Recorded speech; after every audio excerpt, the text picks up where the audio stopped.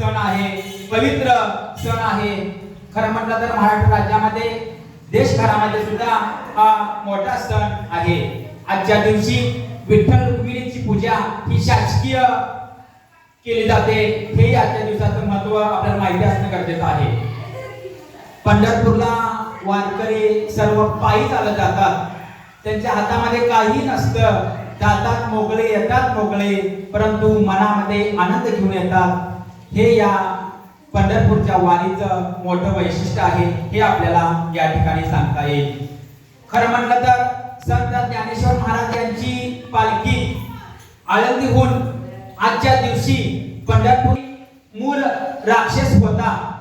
राक्षस म्हटलं की आपल्याला अगदी भीती वाटते. तो आपल्याला आक्रमण करतो असं वाटतं. तो राक्षस होता आणि मूळ नावाच्या राक्षसानं स्वर्गावर ताबा घेतला.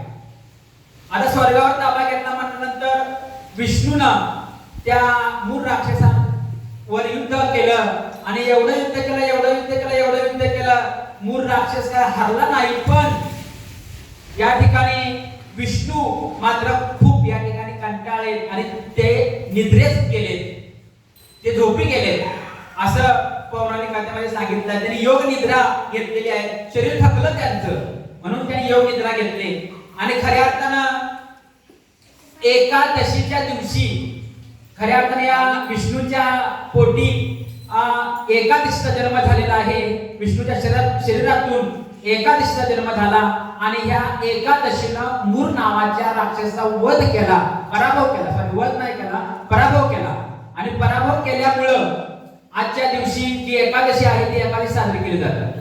आणि विष्णूनं त्या एकादशीला सांगितलं, विष्णूनं एकादशीला वरदान दिलं की आजच्या दिवशी जो कोण उपवास करेल त्याच्या सर्व इच्छा पूर्ण होतील. आता कोणाकोणाच्या इच्छा काय काय त्या बघा आणि पूर्ण करा.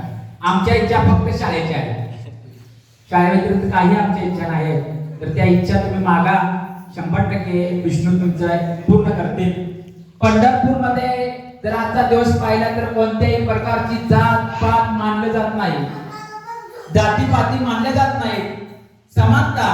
समानता देणारा संदेश, संस्कृतीकडे चला, स्थानिक संस्कृतीकडे चला, हा संदेश आपण विद्यार्थ्यांच्याकडून, बाल वारकऱ्यांच्याकडून ज्ञान भक्तिमय दिंडी सोहळा इथं आपण संपन्न केलेला आहे. खरं म्हटलं तर आमच्या विद्यामंदिर गोरगोशाळेकडून आपल्या सर्वांना नशामुक्त कोल्हापूर जिल्हा या माध्यमातून आमच्या बालकांनी हा संदेश तुमच्यापर्यंत पोहोचवलेला आहे. आणि त्या माध्यमातून एक गाणं पण आपण या ठिकाणी स्वरचित गाणं आहे ते आपण या ठिकाणी म्हणणार आहोत. सर्वांनी साथ द्यायची आहे. बालकांना विनंती आहे तुम्ही सर्वांनी पण साथ द्या. जे गीत आहे ते मी स्वतः रचलेलं आहे. मी स्वतः कवी आहे. माझ्या आम्ही पैशेवान काव्य संग्रहातलं एक गीत आहे. खूप छान असं आहे. पुढच्या वर्षी आपण तो प्रकाशित करणार आहोत.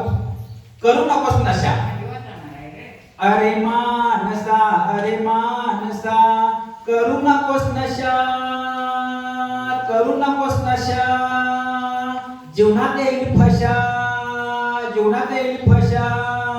अरे मानसा, अरे मानसा, करू नकोस नशा.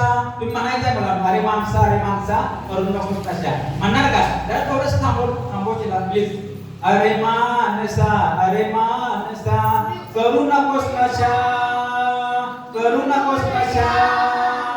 तू आहेस हुशार कसा, तू आहेस हुशार कसा. अरे मानसा, अरे मानसा, करू नकोस नशा, करू नकोस नशा.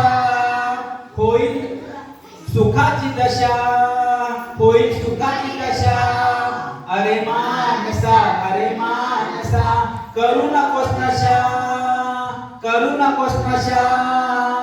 तू असा वेगळा कसा, तू असा वेगळा कसा. अरे मानसा, अरे मानसा, करू नकोस नशा, करू नकोस नशा. शरीरातून बाहेर जाईल कायमचाच फशा, कायमचाच फशा.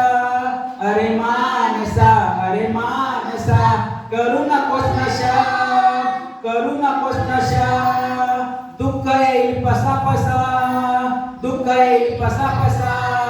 अरे मानसा, अरे मानसा, करू नकोस नशा, करू नकोस नशा.